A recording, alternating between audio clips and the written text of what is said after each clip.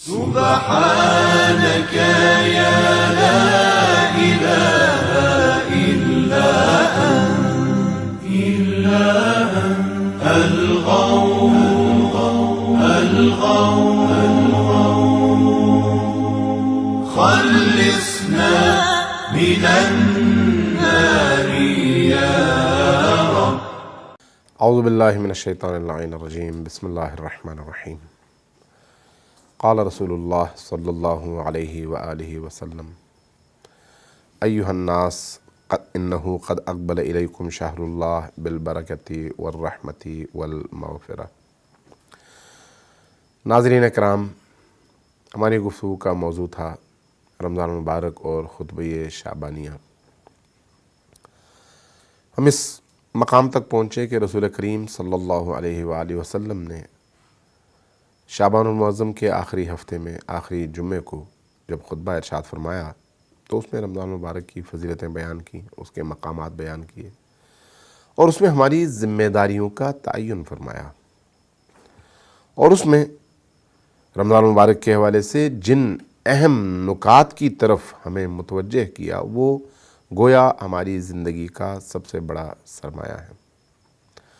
رسول کریم نے فرمایا کہ یہ وہ مہینہ ہے جس میں تمہاری سانسیں بھی تسبیح شمار ہوتی ہیں، تمہاری نیندیں بھی عبادت شمار ہوتی ہیں، تمہارے اعمال قبول کیے جاتے ہیں، تمہاری دعائیں مستجاب ہوتی ہیں. جب ایسا ہے تو پھر صدق نیت کے ساتھ اللہ کی بارگاہ سے دعا مانگو. دعا کیا مانگو؟ ان یوفقکم، اللہ تبارک و تعالیٰ تمہیں یہ توفیق دے کہ تم اللہ کی بارگاہ میں بہترین انداز میں روزہ رکھ سکو اور اللہ کی کتاب کی تلاوت کر سکو. اللہ کے رسول نے یہ نہیں کہا کہ لوگوں تم اللہ سے دعا مانگو گے تمہیں بہت سارا پیسہ دے. یہ نہیں فرمایا کہ لوگوں تم اللہ سے دعا مانگو تمہیں بہت ساری دولت، بہت سارا مکان، بہت ساری زمینیں، بہت ساری جائیدادیں، حور جیسی بیویاں اور اس طرح کی چیزیں دو. نہیں، یہ نہیں کہا، اس لیے کہ یہ تمام کی تمام چیزیں عارضی ہیں اور جو ابدی چیزیں ہیں، جو انسان کی زندگی کا حقیقی سرمایہ ہے وہ کیا ہے؟ بہترین انداز میں روزہ رکھنا اور خالص ترین نیتوں کے ساتھ اللہ کی بارگاہ میں دعا کرنا کہ اللہ ہمیں قرآن کی تلاوت کی توفیق عطا فرمائے. ان یوفقکم لصیامہ وتلاوت کتابہ.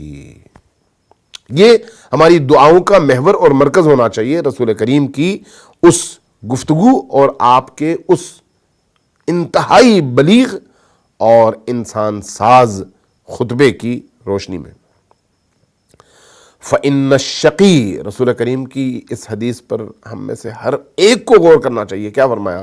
فَإِنَّ الشَّقِي یعنی بدترین انسان، شقی ترین انسان. شقی آپ نے سنا ہوگا ابن ملجم کو کہا جاتا ہے. شقی شمر ذل جوشن کو کہا جاتا ہے، یعنی جن کے دل پتھر کے ہو گئے ہوں.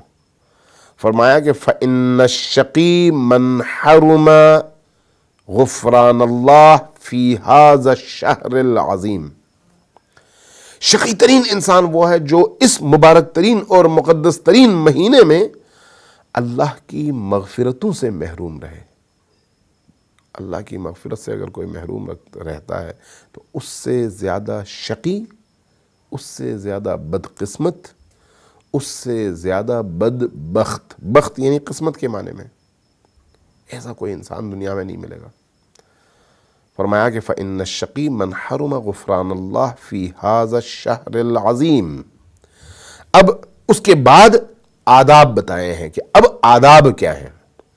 فرمایا وَوَقِّرُوا كِبَارَكُمْ، اپنے سے بڑوں کا بہت زیادہ احترام کرو اس مبارک مہینے میں.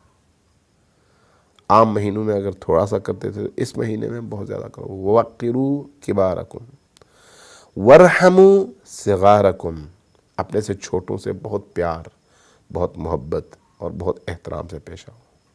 وَارْحَمُوا، رحم دلی سے پیش آؤ. صِغَارَكُمْ، اپنے سے چھوٹوں سے. وَصِلُوا أَرْحَامَكُمْ، تمہارے عزیز اقارب، رشتہ دار، رحم کے رشتے، جن کا ناتا، جن کا رشتہ آپ کی والدہ کی طرف سے ہے، آپ کے والد کی طرف سے ہے، ان لوگوں سے جوڑو، اگر اختلاف تھا تو اس اختلاف کو ختم کرو، ناراضگیاں تھیں تو ان ناراضگیوں کو ختم کرو۔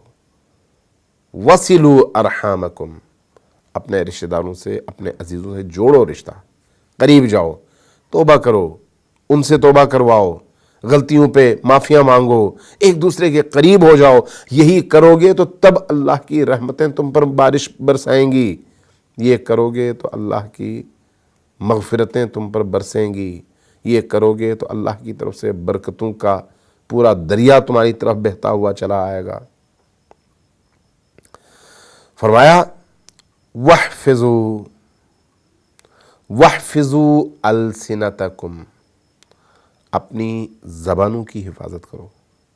ایسا نہ ہو کہ روزہ رکھا ہوا ہے غیبت بھی کر رہے ہو، روزہ رکھا ہوا ہے تہمت لگا رہے ہو، روزہ رکھا ہوا ہے جھوٹ بول رہے ہو۔ اس کا مطلب کیا یہ ہے کہ روزہ رکھنے کے بعد، افطار کرنے کے بعد یہ ساری چیزیں جائز ہو جاتی ہیں؟ نہیں، رمضان المبارک سے پہلے حرام تھیں یہ چیزیں، اب ان کی حرمت میں شدت آ گئی ہے۔ آپ ایک گناہ کرتے ہیں اپنے گھر میں، اس کا ایک مقام ہے، ایک سزا ہے، لیکن وہی گناہ آپ اگر مسجد میں کریں، اس گناہ کی سزا کئی گنا ہے، اور اگر وہی گناہ آپ خانہ کعبہ کے اندر بیٹھ کر کریں تو بہت زیادہ اس کا گناہ ہے۔ اسی طرح سے ایک عام ماحول میں آپ اگر کوئی گناہ کرتے ہیں تو اس کی ایک سزا ہے، لیکن جب آپ ماہ مبارک رمضان میں داخل ہونے کے بعد کوئی اس طرح کا گناہ کرتے ہیں، کوئی اس طرح کی غلطی کرتے ہیں، تو اس کی شدت میں کئی گنا اضافہ ہو جاتا ہے۔ اس لیے فرمایا اپنی زبانوں کی حفاظت کرو۔ اپنی زبانوں کی کس طرح؟ وَاحْفِظُوا أَلْسِنَتَكُمْ، اپنی زبانوں کی حفاظت کرو۔ آپ کی زبان غلط بات میں نہ الجھے، آپ کی زبان غیبت نہ کرے، آپ کی زبان تہمت نہ لگائے، آپ کی زبان کسی کی کردار کشی نہ کرے، آپ کی زبان سے کسی کو نقصان نہ پہنچے، آپ کی زبان سے کوئی ایسی بات صادر نہ ہو جو کسی کا دل دکھائے۔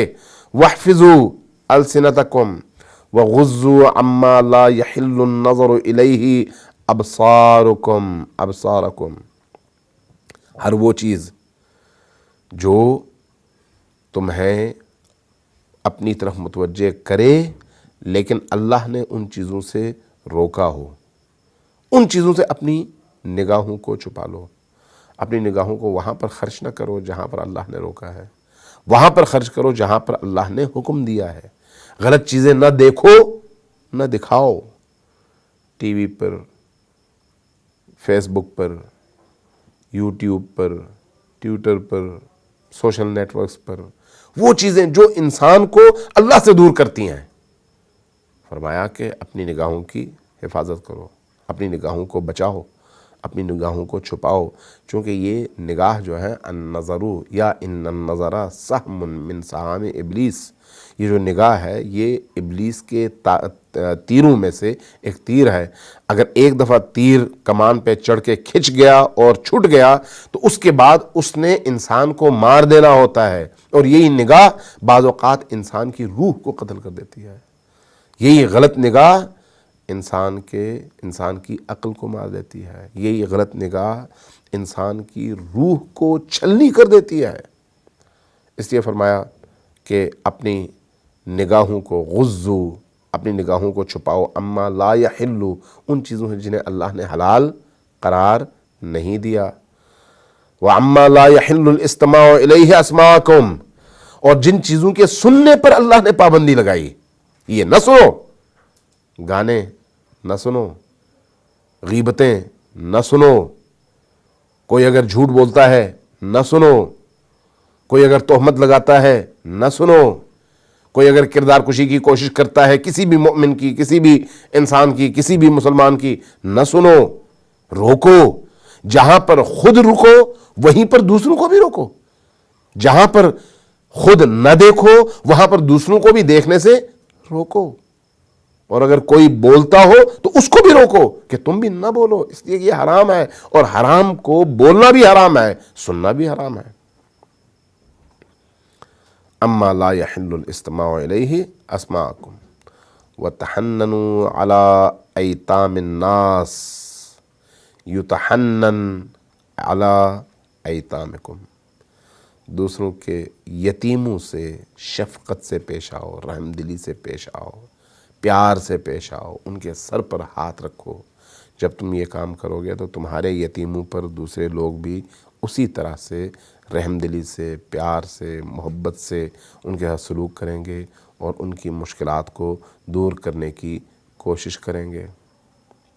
وَتُوبُوا إِلَى اللَّهِ مِن ذُنُوبِكُمْ، اللہ تبارک و تعالیٰ سے اپنے گناہوں کی مغفرت مانگو۔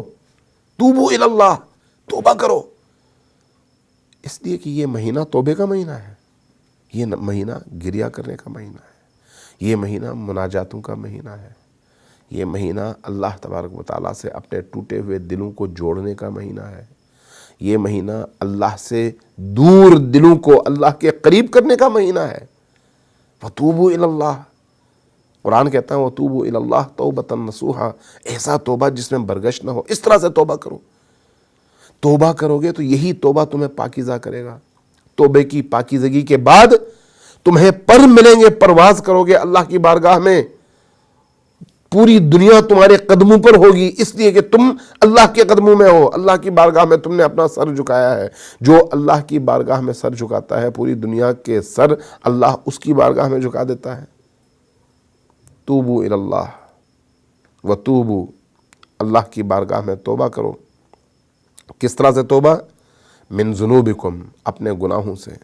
وارفعوا الیہ ایدیکم بالدعاء، اللہ کی بارگاہ میں اپنے ہاتھ دعا کے لیے بلند کرو۔ کس طرح سے؟ فی اوقات صلاتکم، جب نماز پڑھو تو نماز میں جلدی جلدی نہ پڑھو۔ وہ جو 4 رکعت کی نمازیں ہیں ان کو 2 منٹوں میں ختم نہ کرو، اطمینان سے نماز پڑھو، اور جب نماز کے دوران قنوت کے لیے ہاتھ اٹھاؤ تو مسلمین کے لیے دعا کرو، اپنے مؤمنوں کے لیے دعا کرو، اپنے مجبور انسانوں کے لیے دعا کرو، اپنے ملک کے لیے دعا کرو، اپنے دین کے ان مجاہدین کے لیے دعا کرو جو مشکلات میں ہیں اور دین کی راہ میں مجاہدت کرتے ہیں، جہاد کرتے ہیں، کام کرتے ہیں، دین کے پرچم کو بلند رکھنے کے لیے میدان میں اترے رہتے ہیں اور ہمیشہ دین کو درپیش مشکلات کے مقابلے میں صد بن کر، دیوار بن کر، چٹان بن کر کھڑے ہو جاتے ہیں، ان کے لیے دعا کرو۔ جب تم دعا کے لیے ہاتھ اٹھاؤ نماز میں تو اس وقت اللہ تبارک و تعالیٰ سے دعا کرو۔ وارفعوا الیہ ایدیکم بالدعاء فی اوقات صلاتکم فانہا افضل الساعات، اس لیے کہ یہ جو نماز کے اوقات ہیں یہ افضل ترین اوقات ہیں، بہترین اوقات ہیں۔ ان بہترین اوقات میں اگر تم اپنے ہاتھ یوں اٹھا کر دعا کرو گے تو اللہ تمہاری دعاؤں کو رد نہیں کرے گا، اللہ تمہاری دعاؤں کو واپس نہیں بھیجے گا، بلکہ کیا کرے گا؟ بلکہ ینظر اللہ عز وجل فیہا بالرحمہ الی عبادہ، اللہ جب نماز کے دوران، خصوصاً رمضان المبارک میں نماز کے دوران اللہ کی بارگاہ میں ہاتھ اٹھاتا ہے تو اللہ اپنے اس بندے کی طرف نہایت رحمت کے ساتھ نگاہ اٹھا کر دیکھتا ہے۔ یحبہم، اللہ ان لوگوں سے محبت کرتا ہے، اذا ناجوہ، جب وہ مناجات کرتے ہیں اللہ کی بارگاہ میں، ان کے لب ہلتے ہیں، اللہ کی بارگاہ میں گڑ گڑاتے ہیں، دل ہی دل میں اپنا مدعا بیان کرتے ہیں، اپنے گناہوں پر نادم ہوتے ہیں، اپنی پشیمانی کا اظہار کرتے ہیں، تو اللہ ان سے پیار کرتا ہے، اللہ ان سے محبت کرتا ہے۔ یحبہم اذا ناجوہ ویلبیہم اذا نادوہ یا نادوہ، جب ایک انسان یا رب یا رب یا اللہ کہہ کر پکارتا ہے، یلبیہم، اللہ بھی کہتا ہے لبیک عبدی لبیک، لبیک عبدی لبیک، اے میرے بندے تو نے مجھے پکارا ہے نا، میں لبیک کہہ رہا ہوں، مانگو جو مانگنا ہے۔ یہ وہ مہینہ ہے جس میں انسان جو کچھ اللہ تبارک و تعالیٰ سے مانگے اللہ لبیک کہتا ہے، اس کو رد نہیں کرتا۔ وَيَسْتَجِيبُ لَهُمْ إِذَا دَعَوْهُ، اور جب انسان اللہ سے دعا مانگتا ہے تو اللہ بھی اس کی اس دعا کو مستجاب کرتا ہے۔ اللہ تبارک و تعالیٰ سے دعا ہے کہ ان ایام اور خصوصاً ان راتوں میں ہمیں اس کی بارگاہ میں سر اٹھا کر، بازو اٹھا کر، ہاتھ اٹھا کر دعا کرنے کی اور استغفار کرنے کی اور مانگنے کی توفیق بھی اور سلیقہ بھی عطا فرمائے۔ والسلام علیکم ورحمۃ اللہ وبرکاتہ۔